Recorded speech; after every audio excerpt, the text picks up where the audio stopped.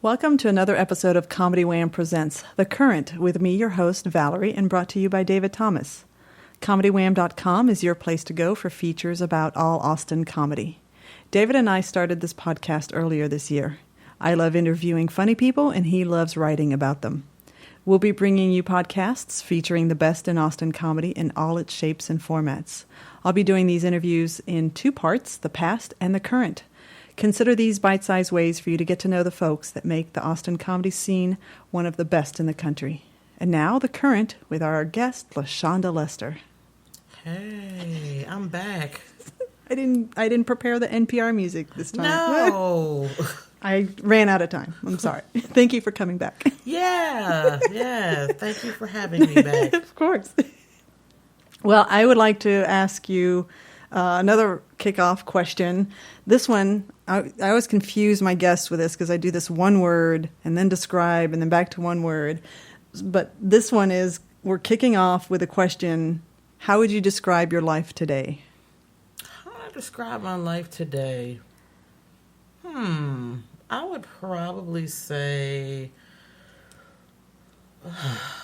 geez, that is a hard one.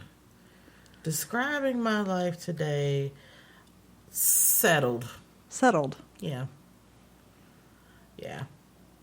I mean, not bad settled, but just, well, maybe I shouldn't say settled, because then I sound like I And it's not, this one is not a one-word one, so it's like describe it. Oh, yeah, okay. See, that's why I say I confuse them, because I do the one word for the other one, and then this one is like, no, just tell me.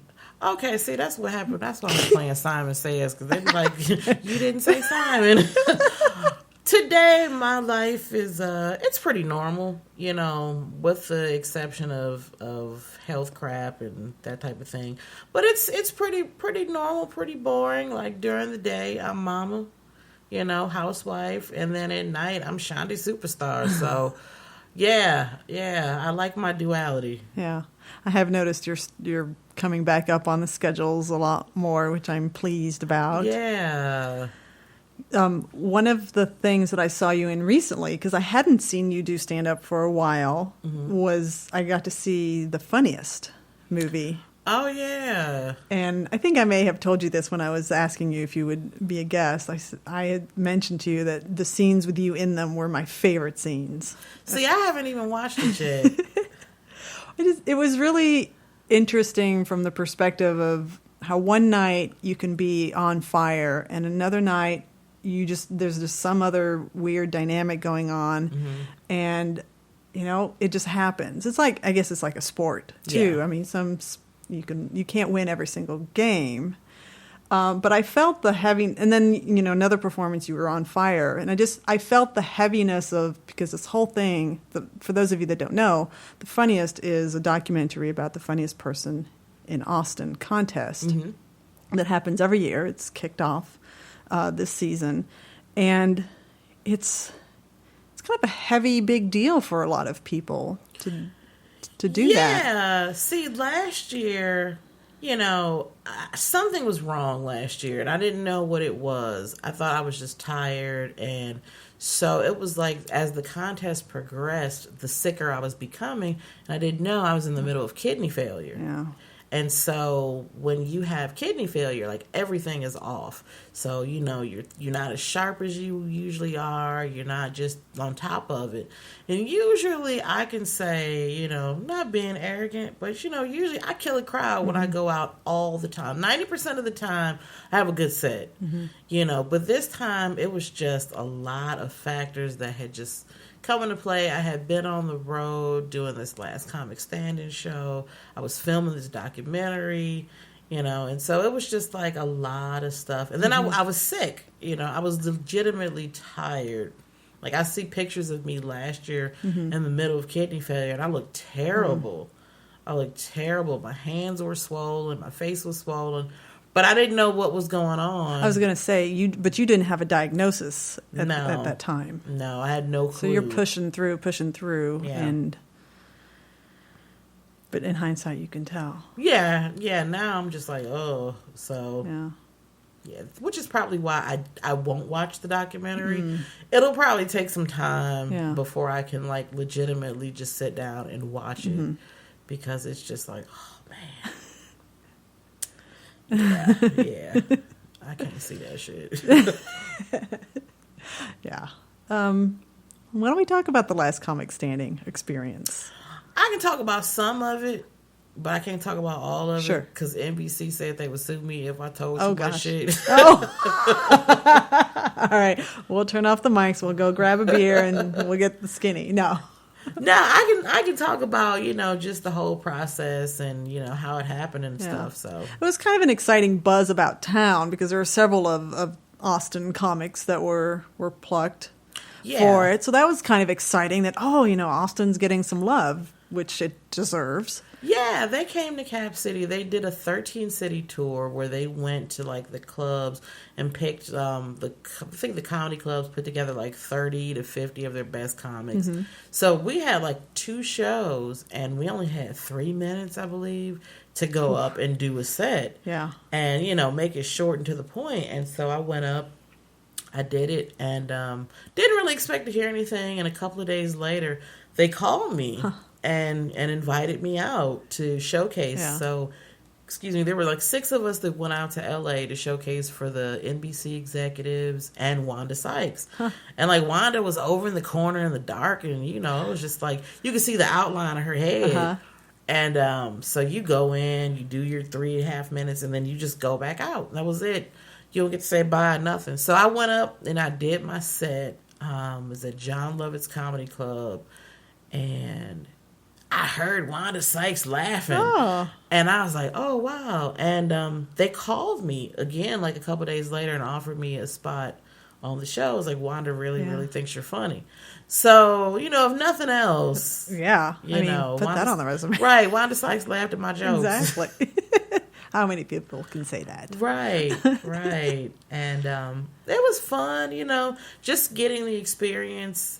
The best thing about that last comic standing thing was I got to go to LA for free. Yeah.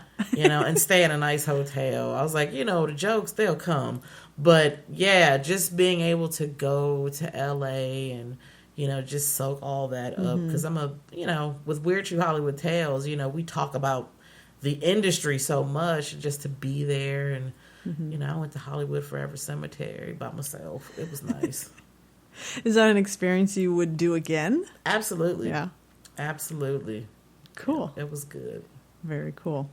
Well, let's talk about some of the things that you're doing now. So the Weird True Hollywood Tales came up a little bit in the last portion, and I don't feel like I gave it any good credence or good enough airtime. Okay. So tell us a little bit more about what the series is. So Weird True Hollywood Tales is a biography pop culture lecture series done by stand-up comics. It's my baby. I have always had a soft spot really for like tragic stories. Like you see these Hollywood types from the 20th century, and that's what we usually do is 20th century. And they had such impacts on their industries, and then something happened and they ended up dead under weird circumstances. So what we do is every show we have a different topic, and then we take 3 biographies. My host, Luke McClory, is so perfect for this show. When I was like, I need a host, because it was like I was trying to do everything. And I was like, I need a good host. And I was like, you know what? I like Luke. I think this is perfect for Luke, because he had done a couple of biographies before, because he's a fan of old Hollywood. And so we got together, and then it was like, we just need one guest comic. So we do 3 biographies every show. We got 2 short ones, and then the headliner biography, which is somebody's life that is so crazy, they need a whole hour for us to tell their story through PowerPoint. Wow. Yeah, we tell their stories through PowerPoint. Wow. Oh, my gosh. And this is our 5th season. We're wrapping up at Salvage Vanguard because they're about to close down. Okay. And so we're going to probably take the summer off and then revamp the show, and then hopefully we'll find a new home and continue on with it. Cool. Do you have a show coming up soon? Our last show, I believe, is the 3rd Saturday in May. Okay. And it's the Beatles. Oh. So we're going to tell their weird story. And then celebrate the night and, call it a wrap. very cool. So are you serious about the PowerPoint? Yeah. Oh, because I'm an office nerd, so Yeah, we all the put idea together PowerPoints. comedy, weird biography, and PowerPoint is selling me. It's a fun show. Like, people come away with, like, they kind of knew surface information about these people, but when they come away from the show, like, we did the Beach Boys show one time, and, like, I had people coming up to me afterwards, like, I can't stop listening to the Beach Boys after this show. Like, this show was so crazy. Cool. So, yeah, it's a fun thing, and it makes my friends have to work. You know, it's like, this isn't stand-up, but you're funny. And so a lot of the stories are very dark. And usually the comics that we get to tell these stories do very well with dark material. Because we're not making anything up. Everything that we say has been researched and, you know. Wow. Yeah. It's a pretty in-depth show. Huh. Neat. Well, this will come out in plenty of time to promote that May show. And will you have one in April? Nope. After that, because Salvage closes in June. Okay. Yeah. But the goal is this is going to come out in time to promote your big upcoming appearances this coming week at... Oh, wow. Let's see. Tower. So, Well, you're doing Moon Tower, and you're doing several shows. Moon Tower. I'm doing a show with Rod Funches and Matt Sadler. Chicken Wing. I'm excited to be working with Chicken Wing. And then I have a show at the Valve Comedy Lounge on that Friday. We're taping a thing for Sirius XM Radio. Oh, cool. Yeah. And I think I've got one more show. I'm not really sure. But yeah, I do know those two for sure. Yeah. And you can go check out Moon Tower. What is it? Moon Tower and Oddity Festival? Is that how it goes? Moon Tower Comedy and Oddity Festival. There you go. I was like, who's the oddities? I've never understood that. I know they had a clown one time that was kind of crazy. Oh, yeah, Puddles the Pity Party. Yeah, I heard about his ass. But I don't know any other oddities. I don't know. Yeah. I don't know. They need the Lizard Man. He do comedy. The Lizard Man? Do you know the Lizard Man? Eric not. Sprague? No. He's worldwide. Like, they know him. He used to promote for Ripley's Believe It or Not. He's like green with sharp teeth and a split tongue, but he do comedy too. Oh my gosh. Yeah, and he lives in Austin. Yeah, they need to get him. That would be an oddity for sure. Hell yeah, that's an oddity. No, y'all know Eric Sprague. You know I'm just playing with you. I'm just kind of get you some work, baby.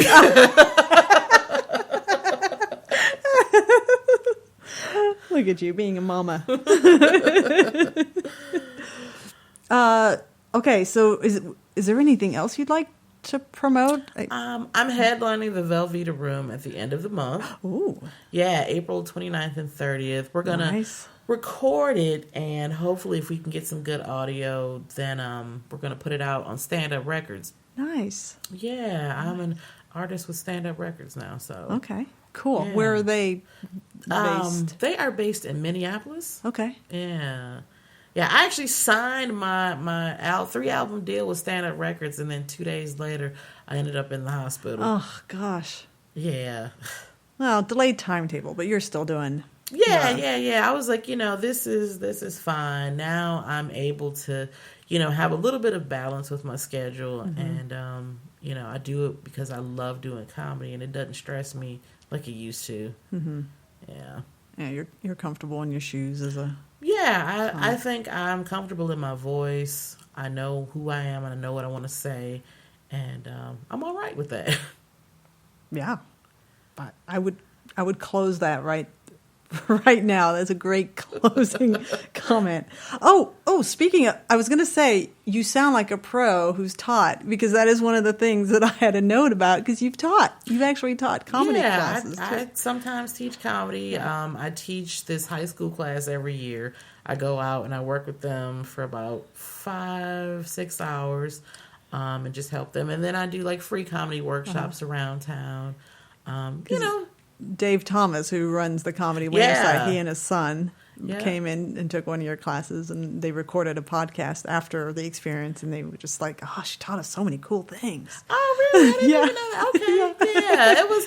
Yeah, I felt like I wanted to just have the experience of teaching. Yeah. Of course, I don't know everything about comedy, but I can definitely help people who've never done it before and kind of give them etiquette, because it's more about relationships. Like, yeah, the material does come into factor, but if you're just an unlikable person and you could be super funny, you're going to be shut out. And so the class was to kind of help people like, hey, look, this is what it takes to get into the Austin comedy scene. Don't be a dick.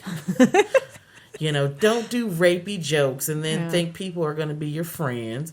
Just because you want to be cutting edge, there's ways to be cutting edge without, alienating half of your crowd and half of your comics. So, yeah. Sage advice. Yeah, man, got to. Shit, there's a lot of people coming. Let me tell you this. We had a guy, like 2 years ago, came to the Velveeta room, and he was just like, I read about y'all while I was locked up. Where was you locked up? And he was like in the state nut house. And he was like, this is the first place I wanted to come when I got out. And he was like showing his paperwork off like, see, I just got out today. And I wanted to come to the Velveeta room to see y'all. And it was the craziest shit. I was like, that was an omen of things to come. Yeah. Wow. Yeah. We got a lot of new weird-ass people that show up. So that's just the beginning. It's just the beginning. Wow, you've got many exciting things down the road, I am sure. So we'll wrap up. Is there anything else that you want to promote before I ask you my closing question?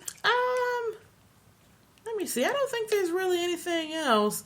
I ain't gonna ask for no kidney. Yeah, you could. I mean, we're still building our audience, but you never know. You never know. Yeah. If anybody has a spare kidney lying around. Right. Just holler at me on Facebook. Not Twitter. Not Twitter.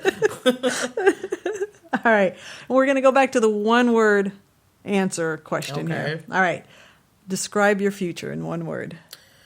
Describe my future in one word.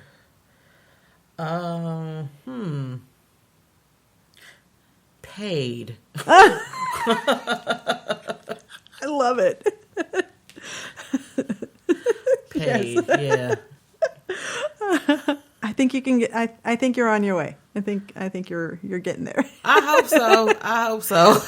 These kidneys ain't cheap, people. Right. This shit is like $4,000 a month for medicine.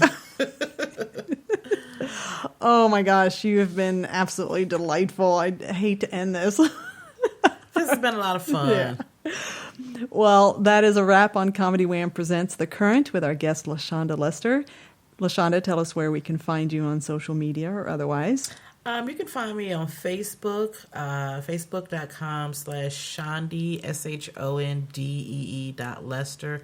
And then you can visit WeirdTrueTales.com to read about the show and see what we have coming up next. Very cool. And you said that May show is May 16th? I think it's, let me see, when's the last May? I'm sorry, the 3rd May. Because you said it's the 3rd.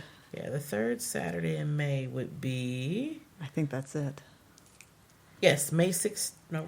At the Vanguard? Let's see, hang on. May 21st. Oh, way off. May 21st.